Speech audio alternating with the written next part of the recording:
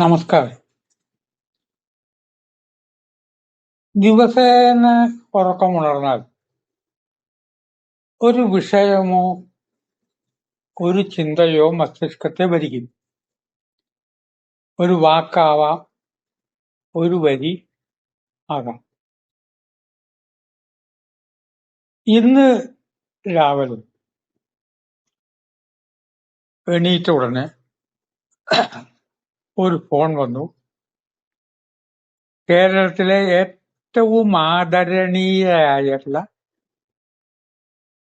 ഒരു സന്യാസി അമ്മയാണ് വിളിച്ചത്. കേരളത്തിന്റെ പുറത്താട്ടോ താമസം. അസുഖങ്ങളൊന്നും ഇല്ലല്ലോ എന്ന് ഞാൻ ചോദിച്ചു. അവർക്ക് കുറച്ച് അസുഖങ്ങൾ വന്നു എന്നുള്ളതുകൊണ്ടാണ് ചോദിച്ചത്. ദൈവാധീനം കൊണ്ടൊന്നുമില്ല.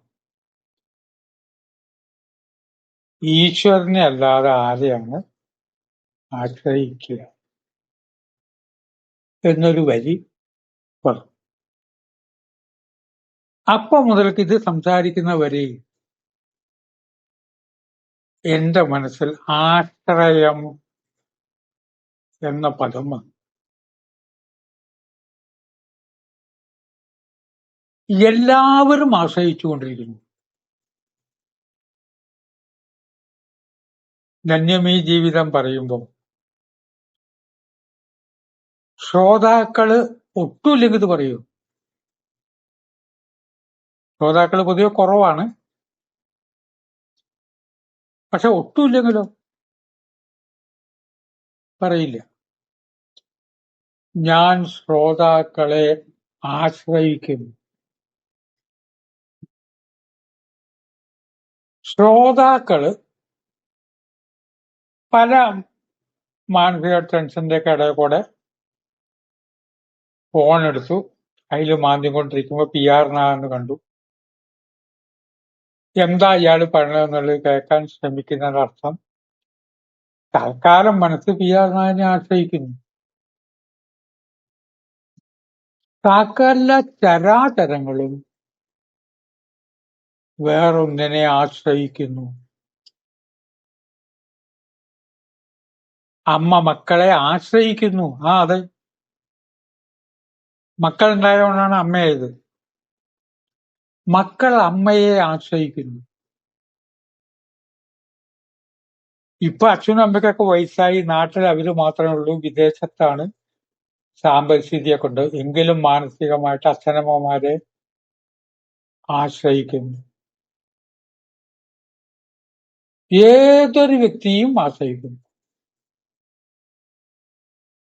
സെലിബ്രിറ്റി എന്ന് പറയുന്ന മഹാന്മാര് അറിയാമല്ലോ. ഇപ്പൊ അവരിങ്ങനെ കൊടിവെച്ച കാറിൽ നീങ്ങുന്നതിന്റെ രഹസ്യം തെരഞ്ഞെടുപ്പ് സമയത്ത് വോട്ട് ചെയ്യുന്നവരെ ആശ്രയിച്ചത് കൊണ്ടാണ്.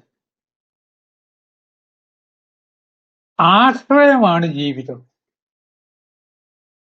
എല്ലാവരും വേറൊന്നിനെ ആശ്രയിക്കും. ഇരിക്കാനുള്ള കസേരയെ ഞാൻ ആശ്രയിക്കുന്നു. ടെലിഫോണിനെ ആശ്രയിക്കുന്നു. ഞാൻ ആശ്രയിക്കുന്ന വസ്തുക്കളുടെ പേരെഴുതി വെച്ചാൽ, ഞാൻ പറഞ്ഞാൽ നിങ്ങൾ എത്രയെത്ര വസ്തുക്കളെയാണ് ആശ്രയിക്കുന്നത്. അത് കഴിഞ്ഞിട്ട് സ്വതന്ത്രമായി കഴിയുന്ന നമ്മുടെ ഓരോ അവയവങ്ങളും കൃത്യമായിട്ട് പ്രവർത്തിക്കണമെങ്കിൽ ആരെയാണ് ആശ്രയിക്കുന്നത്? ശൂന്യതയിൽ ഒന്നും നിൽക്കില്ല എന്ന് നമുക്കറിയാം. എന്റെ കൺമുൻപിൽ തൽക്കാലം ശൂന്യതയാണ്. ആ ശൂന്യതയിലേക്ക് ഒരു സാധനം എടുത്തിട്ട് അതവിടെ നിൽക്കുക, കീഴ്പോട്ട് പോയില്ലേ? അത് ശരി. അപ്പൊ ശൂന്യതയിൽ ഒന്നും നിൽക്കില്ലേ? ഈ പ്രപഞ്ചഗോളം മുഴുവൻ നിൽക്കുന്നത് ശൂന്യതയിലാണ്.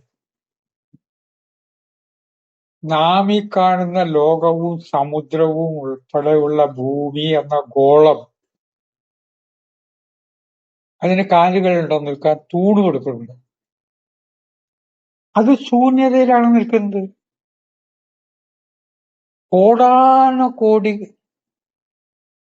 ഗോളങ്ങൾ, നക്ഷത്രങ്ങൾ, അതൊക്കെ നിൽക്കുന്നത് എവിടെ? ശൂന്യതയിൽ. ശൂന്യതയിൽ നിൽക്കുന്നു എന്നുള്ളത് കൊണ്ട് ഭൂമി പേടിക്കുന്നുണ്ടോ? എനിക്ക് ആരാ ആശ്രയമെന്ന് ഭൂമി ചോദിക്കുന്നുണ്ട്. ഭൂമിയും സമുദ്രവും പർവ്വതങ്ങളും ഒക്കെ നിൽക്കുന്നത് ശൂന്യതയിൽ. ആ ആശ്രയത്തെ പറ്റിയുള്ളൊരു ചിന്ത അതൊരു തരം ഭീഷണിയാണ്.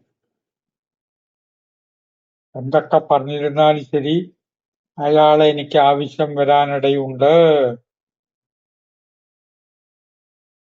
ആശ്രയത്തിന് മറ്റാള് വേണം.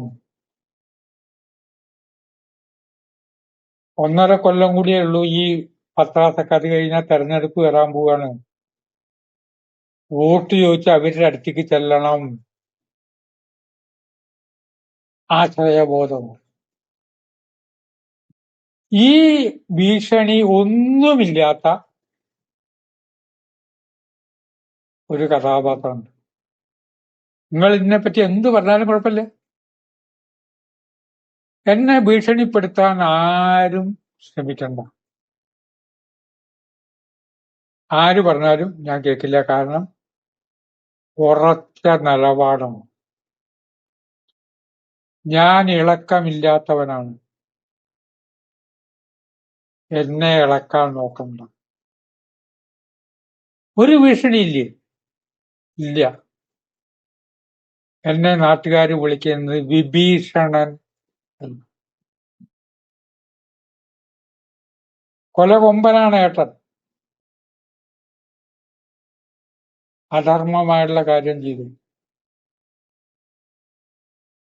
എന്റെ ഗുരുനാഥൻ വേറെ. ജ്യേഷ്ഠനല്ല എന്ന് ഞാൻ പറയുന്നില്ല.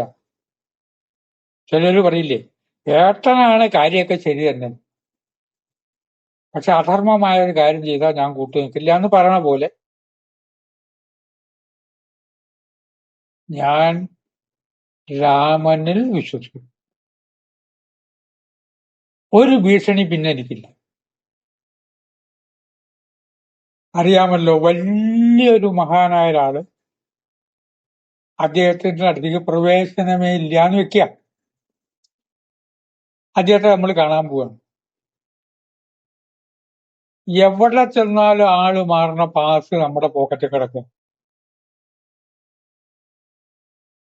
പാസ് നമ്മുടെ പോക്കറ്റിൽ കിടക്കും. നമ്മളുടെ മുട്ട് പറയ്ക്കും. എന്തെങ്കിലും സംഭവിക്കും. കാരണം എന്താ? ആരാ വിളിച്ചിരിക്കണം? അങ്ങനെ വലിയൊരു വ്യക്തി എന്നെ വിളിച്ച ഒരു അനുഭവം എനിക്ക് ജീവിതത്തിൽ പറയാൻ. ആ വ്യക്തി പറഞ്ഞു, പി ആർ നായനെ കൂട്ടിക്കൊണ്ടുവരാൻ. പറഞ്ഞതും എവിടെയാച്ചാ ഞാൻ തേടി പിടിച്ച് കൂട്ടിക്കൊണ്ടുവരുമ്പോ പോലീസ് വന്ന് ജനങ്ങളെ എങ്ങനെ മാറ്റുകയാണ്. ഞാൻ ശ്രദ്ധിക്കുന്നില്ലേ. കാരണം എന്താ? ധൈര്യപൂർവ്വമൊക്കെ കയറി പോവാം.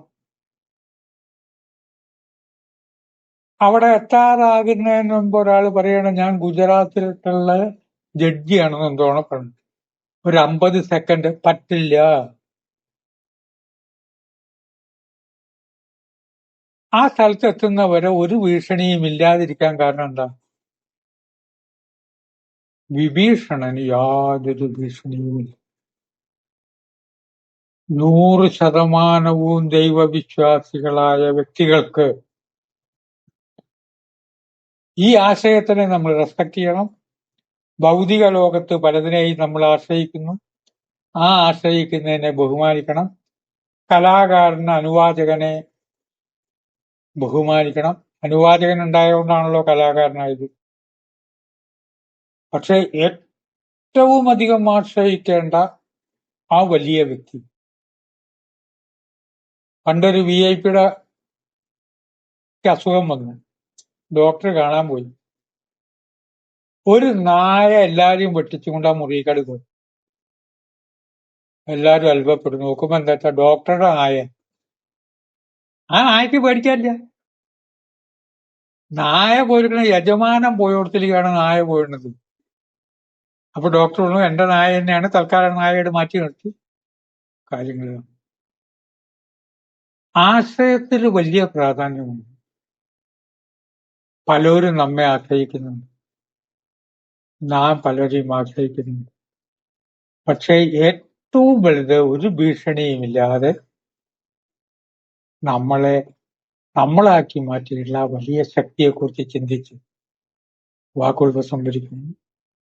നമസ്കാരം.